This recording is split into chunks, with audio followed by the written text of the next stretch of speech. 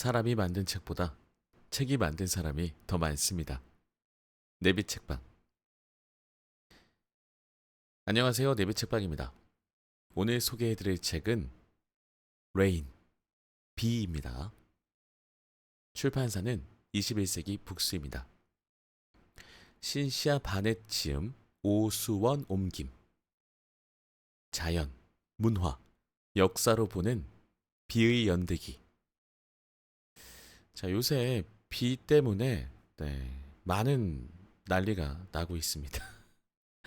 네, 물난리가 나서 전국이 지금 고통을 받고 있는데 뭐 우리나라뿐만 아니라 전 세계적으로도 갑자기 많이 쏟아지는 비 때문에 여러 가지 피해들이 일어나고 있습니다. 자, 비 얼마나 얼마나 알고 계십니까? 비에 대해서. 음, 비, 그냥 하늘에서 내리는 비. 이 비가 어떤 것인지에 대해서는 고민해 본 적이 없는 것 같습니다. 저는 또 감수성이 풍부한 편이라 비를 과학적으로 이해하는 것보다는 비가 주는 어떤 느낌을 더 많이 생각하게 되는 것 같고요. 그래서 오늘은 이 비에 대해서 한번 함께 알아보는 시간 가져봤으면 합니다. 먼저 이 책이 어떤 내용을 담고 있는지 목차부터 확인해 볼게요. 옴기니의 말, 물의 윤리와 달콤 쌉싸래한 비의 세계. 프롤로그, 기원, 우주를 건너 지구에 도착하다.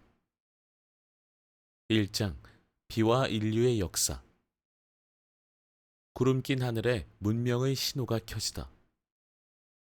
두 얼굴의 비, 가뭄과 대홍수.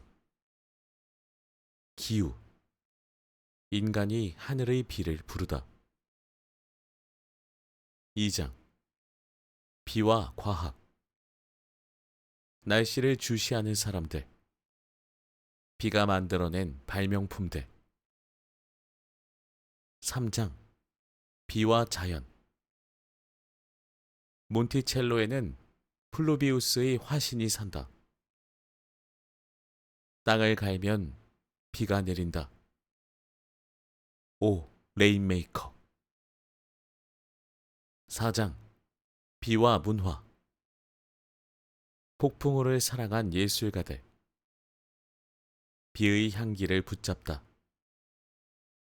도시와 비, 휩쓸리거나 공명하거나. 5장, 비와 지구, 그리고 우리. 조금은 색다른 비에 관한 기록. 기후변화와 오래된 미래. 에필로그, 비를 고대하며. 이 책에 보내는 찬사, 참고 문헌. 이렇게 구성되어 있습니다.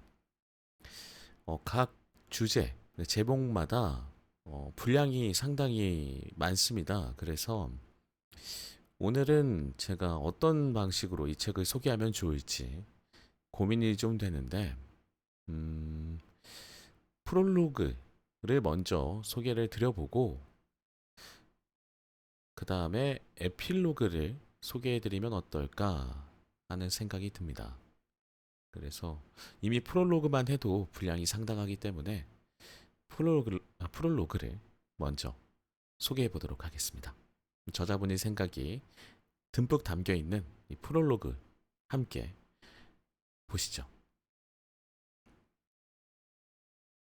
프롤로그, 기원. 우주를 건너 지구에 도착하다.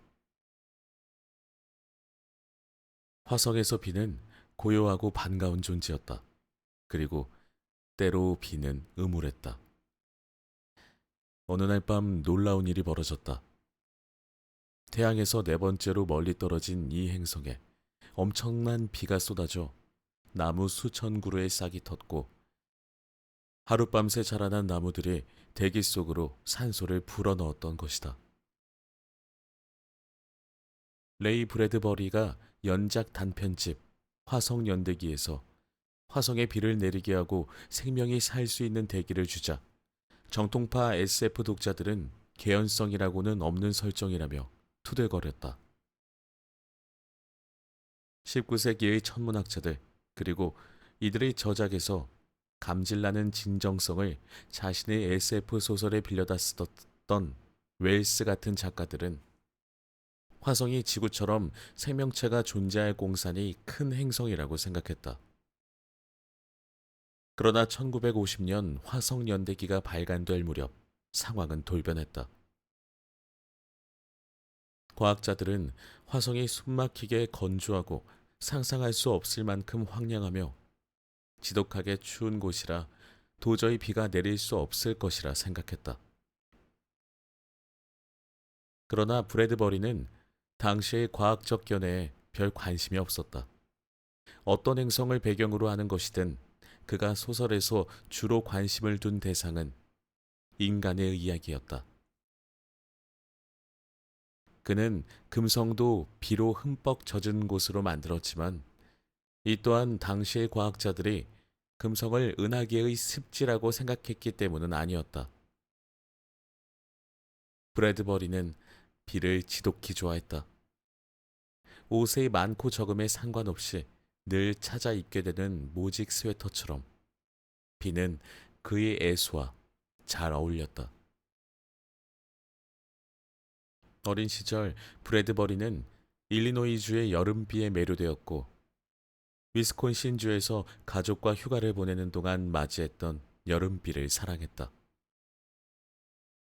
10대 시절 로스앤젤레스 길 모퉁이에서 신문을 팔 때도 늦은 오후에 내린 폭우를 전혀 개의치 않았다. 80평생 하루도 빠짐없이 글을 썼던 그의 타자기는 날마다 빗방울 떨어지듯 탁탁거리며 수많은 작품을 쏟아냈다. 브래드버리의 비는 감미로운 배경을 만들어낼 수도 있고 오싹한 분위기를 자아낼 수도 있었다. 그의 비는 음울함이나 열광 혹은 환히 가득한 분위기를 만들어내기도 했다. 장마라는 단편에서 브래드버리는 아예 비를 등장인물로 내세웠다. 비는 끊임없이 세차게 쏟아졌다. 땀을 뻘뻘 흘리고 김을 뿜어댔다. 이 비는 보습이었고 호우였으며 분수였다. 채찍질하듯 눈가를 휘갈겨댔으며 발목 근처에서 역류했다. 온갖 비뿐 아니라 비에 대한 모든 추억까지 흠뻑 적셔버리는 비였다. 이토록 빈번하게 생명의 무대에 비를 끌어들였던 브래드버리는 분명 뭔가 중요한 것을 알고 있었다. 사람들은 누구나 생명의 진화에 물이 필수적이었다는 것을 안다. 우리가 정의하는 생명체에는 물이 있는 습한 행성이 필요했다. 그러나 지구라는 행성을 특별한 푸른 구슬로 그리는 이야기, 대부분의 사람들이 들으면서 자란 이 이야기는 어떤 면에선 화성 연대기의 따스한 바다만큼이나 인간이 상상이 낳은 산물이다. 현대의 과학자들은 태양계에서 물을 갖춘 습한 행성으로 발전한 천체가 지구만은 아니었다는 증거를 제법 갖고 있다. 지구와 화성과 금성은 우주를 날아다니는 동일한 불덩이 군단에서 태어났다. 놀랍게도 이 세 행성 모두는 동일한 특징을 뽐냈다. 바로 물이다. 푸른 구슬인 지구가 특별한 이유는 물이 생겼다는 사실 때문이 아니라 우리가 물을 보유하고 있었고 여전히 그렇다는 사실 때문이다. 금성과 화성에 존재했던 옛 바다는 우주로 증발해버렸지만 지구는 말 그대로 생명수를 지켜냈다. 그리고 우리로서는 다행스럽게도 일기예보는 비를 예고했다. 지구는 성장하면서 온순해졌지만 46억 년 전 처음 태어났을 때는 소름 끼치게 붉은 핏덩이였다. 우주는 이미 지구가 태어나기 전부터 약 100억 년 동안 사방으로 자신의 기운을 뻗치고 있었다. 새 항성인 태양은 그때까지도 아직 갓난아기였다. 태양이 태어난 후 남은 태반, 차가운 기체, 먼지, 무거운 광물질, 화염을 내뿜는 암석은 태양 주변을 날아다니다 일정한 궤도를 찾기 시작하는 참이었다. 무거운 잔해들은 태양 쪽으로 끌려갔다. 태양 주변은 암석과 금속이 응축되기에 적합한 온도를 갖고 있었다. 태양과 가장 가까운 위치에 있는 지구형 행성 넷, 수성, 금성, 지구, 화성이 모두 같은 물질로 구성되어 있는 것은 이 때문이다. 태어난 후 첫 5억 년 동안 지구는 녹은 암석과 금속이 뒤섞인 채 섭씨 8,000도로 맹렬히 타오르는 화염덩어리, 오늘날의 태양보다도 높은 온도의 불덩어리였다.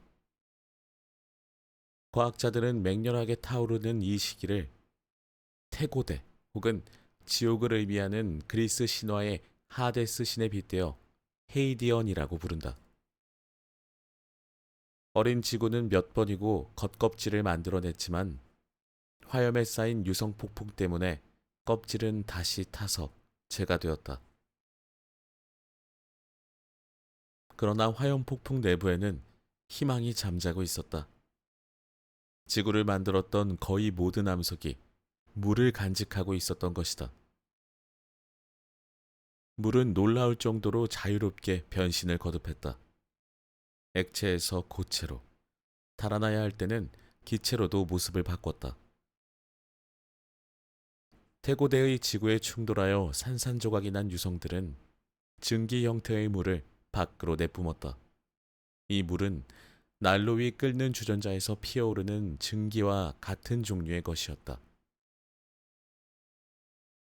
지질 트림 경연대회를 방불케 하는 요란한 우주에서 어린 지구와 운석들이 충돌을 거듭했고 그 속에서 불을 뿜는 화산과 암석들은 수증기와 그 밖의 다른 기체들을 태고대의 대기 중으로 마구 개원했다. 이 모든 수증기는 결국 이 지옥불의 보이지 않는 구세주였다. 오늘날엔 언제 어느 때건 대기를 가로지르는 물의 양이 전 세계를 흐르는 강물 전체를 합친 것보다 많다. 물 분자는 마치 핀볼처럼 빠르게 사방으로 튀다가 다른 물 분자, 또 다른 물질의 분자, 혹은 먼지와 파도 비말의 소금기와도 부딪힌다. 대기가 식을 때 비로소 이 분자들은 움직임이 둔해지면서 서로 붙기 시작해 모래 같은 입자로 뭉친다.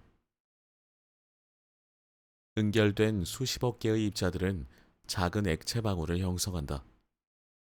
수십억 개의 물방울은 다시 하늘의 구름이 된다. 구름은 수증기의 아름다운 자태다. 이제 수증기는 비가 타여 다시 지구로 떨어져 내린다. 녹은 암석 덩어리인 지구가 아직 하데스만큼 뜨거웠던 때, 증기는 응결하지 못하고 씩씩거리며 우주로 쫓겨났다.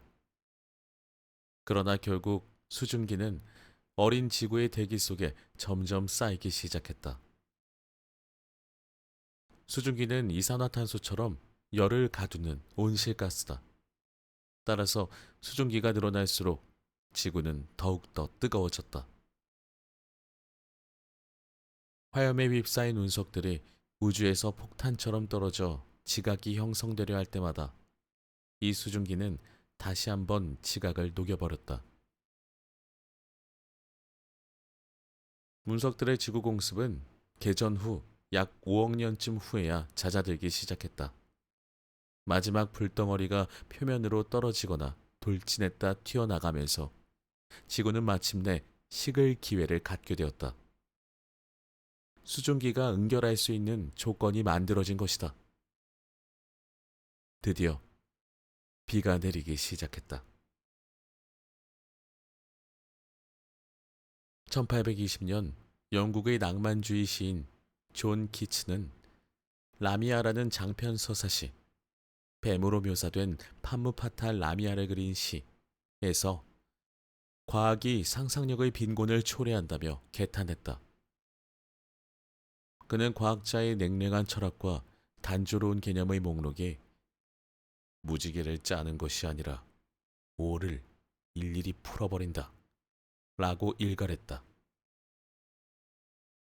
전 세계적으로 천상과 대지를 잇는 통로라 간주되었던 무지개의 신비는 무지개가 빗방울을 통한 태양광선의 굴절이라는 광학적 진실을 제시한 뉴턴 때문에 내동댕이 쳐졌다는 것이 키츠의 비판이었다. 그러나 뉴턴의 상상력은 결코 빈곤하지 않았다. 그는 중력의 개념을 만들어내기 위해 지구가 나무에서 사과를 끌어내리고 지구의 궤도로 달을 끌어들인다고 상상할 줄 아는 인물이었다. 지구 탄생 이래 최고의 폭풍우인 최초의 비를 그리려면 이렇듯 상상력을 갖춘 눈이 필요하다. 태고대 무렵 어린 지구의 많은 부분이 파괴된 탓에 과학자들은 정확히 언제 최초의 비가 시작되었는지, 태고대의 비가 어떤 모습인지, 그리고 얼마나 오래 그 비가 쏟아졌는지를 논할 수 있는 물리적 증거가 거의 없다. 최초의 비에 대한 최상의 단서들은 오스트레일리아 서부의 잭힐스 지역에 있다.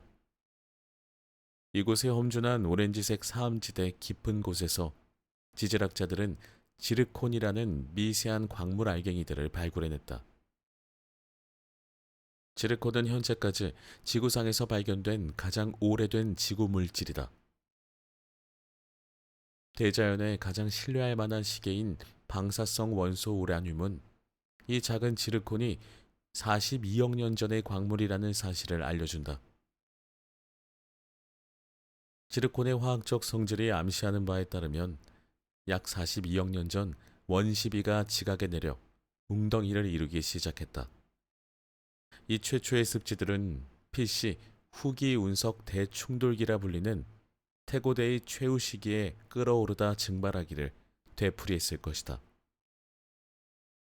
이 마지막 충돌로 달의 분화구가 생기기도 했다. 운석 폭풍이 잦아들었을 때 비로소 큰 비가 내리기 시작했다. 과학자들의 추정에 의하면 이 무렵 갓난아기에 불과했던 지구는 증기구름으로 둘러싸여 있었다. 엄청난 양의 휘발성 물질이 대기 중에 형성되어 있었기 때문에 이 구름은 뉴펀들랜드 지방의 바다 안개보다 두텁고 그레이트 플레인스의 토네이도 기둥보다 시커먼 모습으로 힘겹게 하늘을 떠다니고 있었다.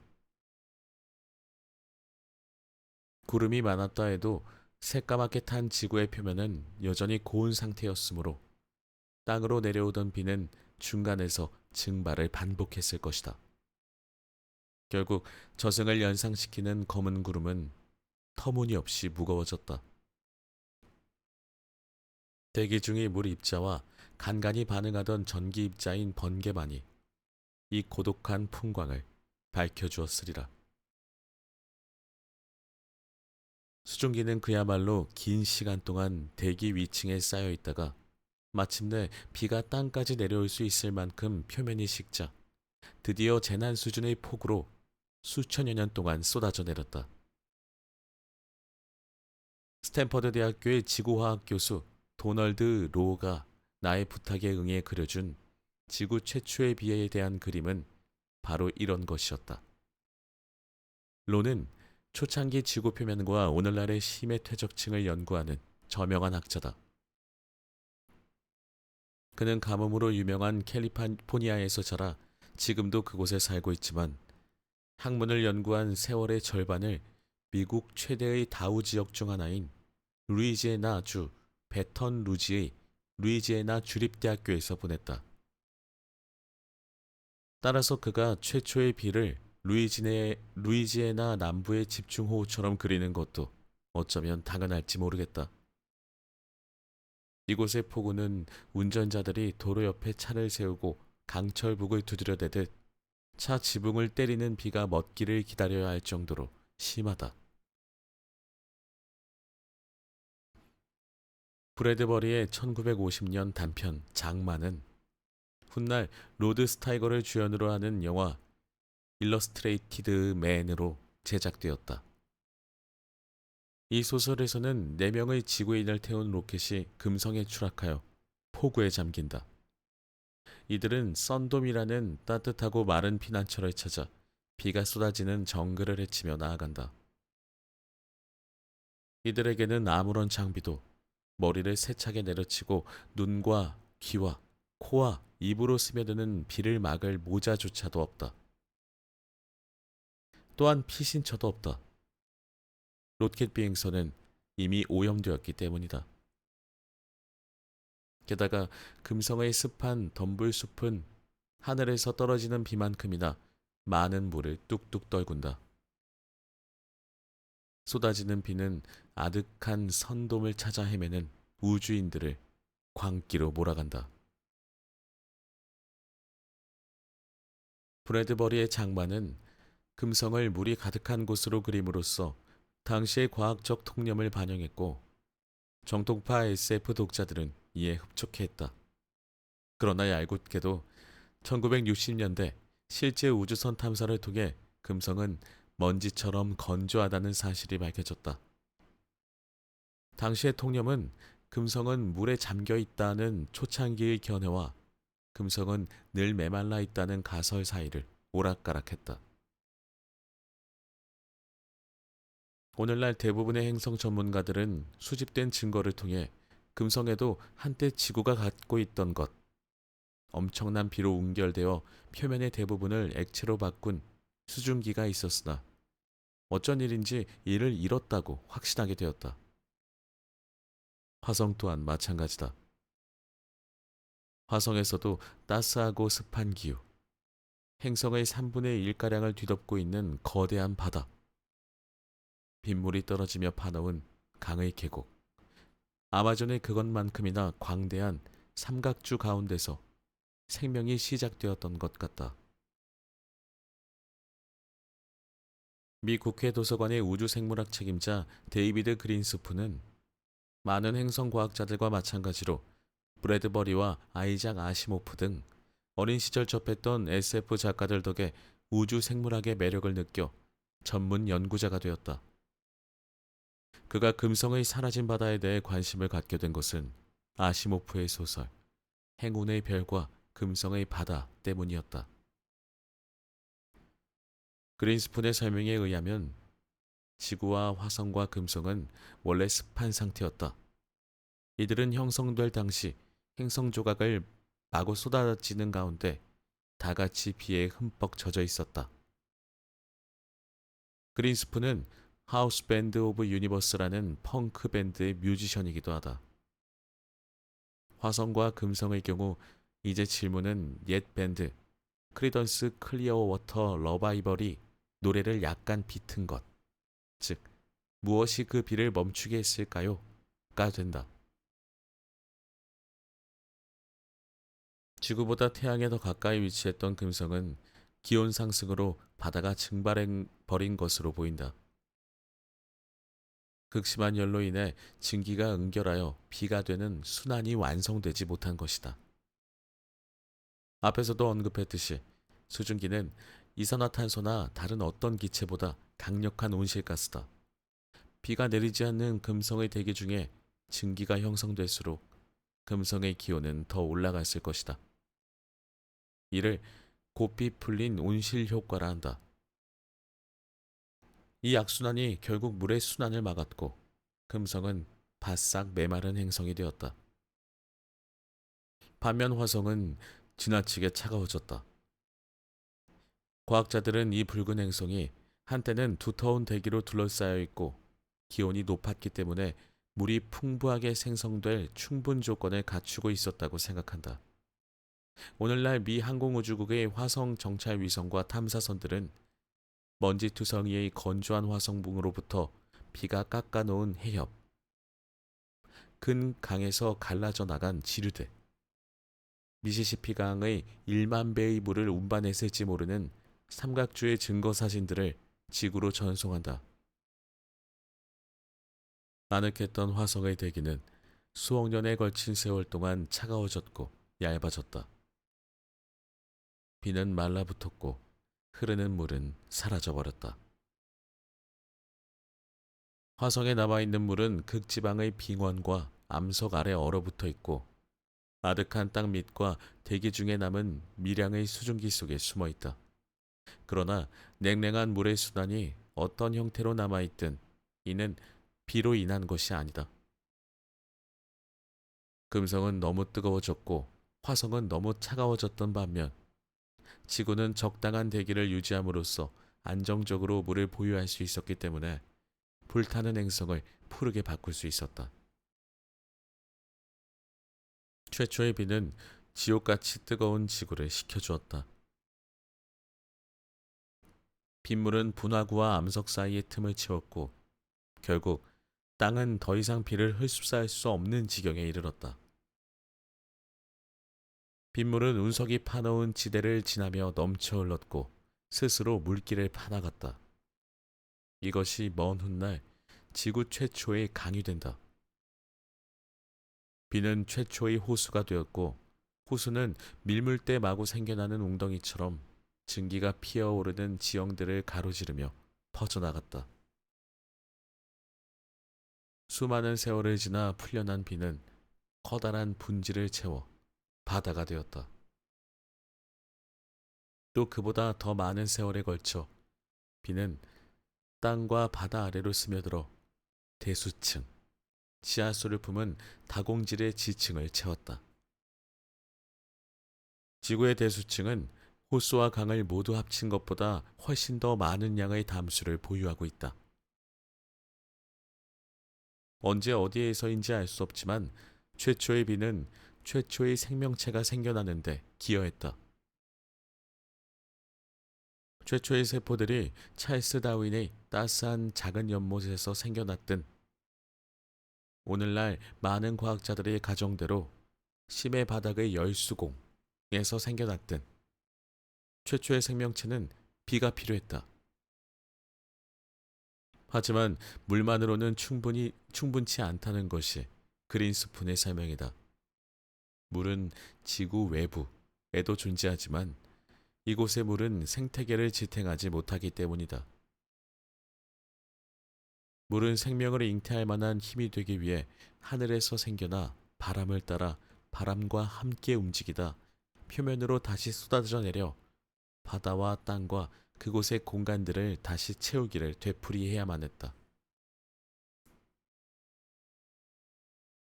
재난급의 호우가 쏟아지던 40억 년 전부터 대수층과 흙과 강을 매일 채우는 물의 순환이 이루어지던 그 시점까지 비는 지구의 수원지로서 생명의 마르지 않는 샘이 되었다.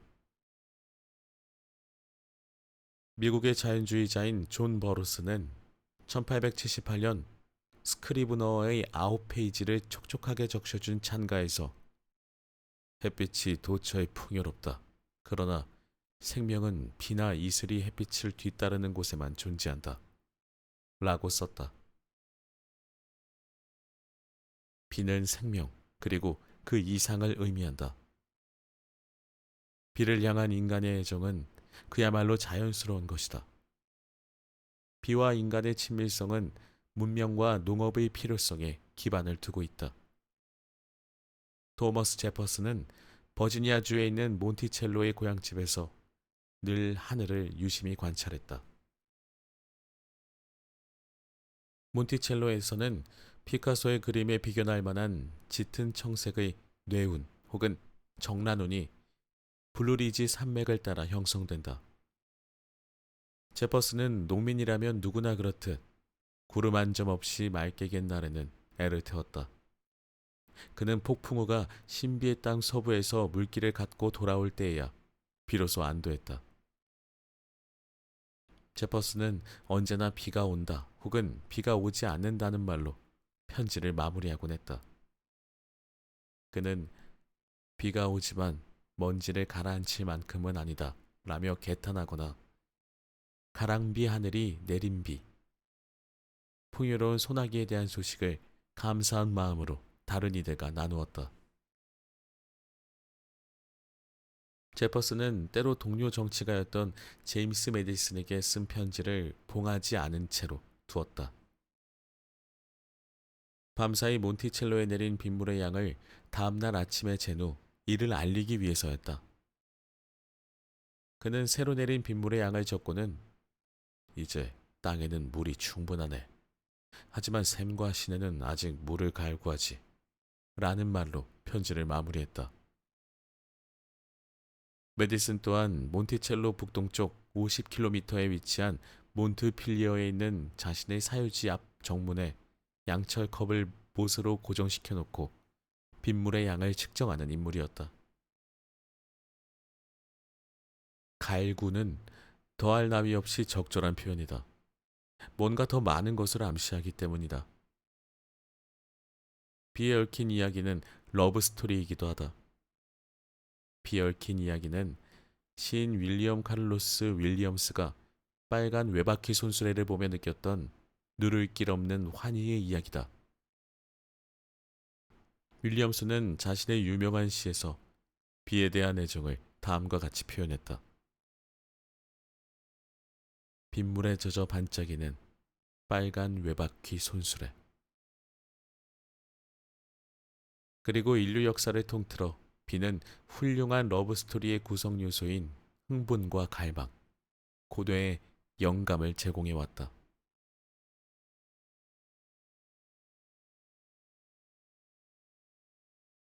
자, 여기까지 소개를 해드려야 될 것 같습니다. 이게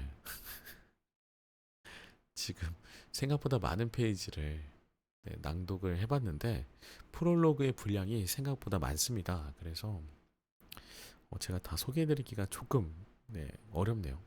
이 뒤에 부분에서 좀 흥미로운 부분이 있는데 그림입니다. 그림입니다. 이걸 어떻게 제가 소개를 해드려야 할까요? 우리가 떨어지는 물방울을 상상하면 그 전형적인 물방울 형태의 모습을 생각을 하실 텐데 떨어지는 빗방울의 형태는 그런 모양이 아니라고 합니다. 우리 양송이 버섯 같은 거 보면 그 양송이 버섯을 옆에서 옆으로 봤을 때 밑에 그 줄기가 있고 위에 그 머리 부분이 있잖아요. 그 부분을 저희가 먹게 되죠. 그 버섯 모양으로 생겼네요. 옆에서 본 버섯의 머리 모양. 왜냐하면 떨어지면서 그 중심부에 물방울의 중심부에 압력을 받기 때문입니다. 네, 압력을 받아서 그 부분이 움푹 살짝 들어가면서 약간 귤 같은 모양으로 네, 귤 같은 모양으로 떨어지네요. 귤 한 조각 있죠. 귤 한 조각. 안쪽에 움푹 들어간 그 움푹 들어간 부분이 밑을 향하고 그 가운데 부분은 압력을 받아서 위로 밀려 올라가는 것처럼 그런 모양으로 떨어진다고 합니다. 이 부분은 좀 흥미롭네요.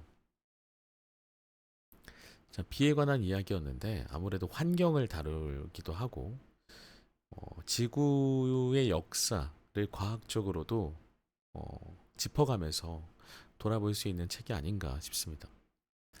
요새 비가 많이 오는 바람에 여러 가지로 많은 피해를 입으신 분들이 계실 텐데 모쪼록 별 피해 없이 피해가 좀 있으셨다면 빨리 복구돼서 일상생활로 하루빨리 돌아가셨으면 하는 바람을 담아서 오늘의 책 비 여기까지 소개해 보도록 하겠습니다. 들어주신 모든 분들 감사드리고요. 항상 건강하시길 바랍니다. 감사합니다.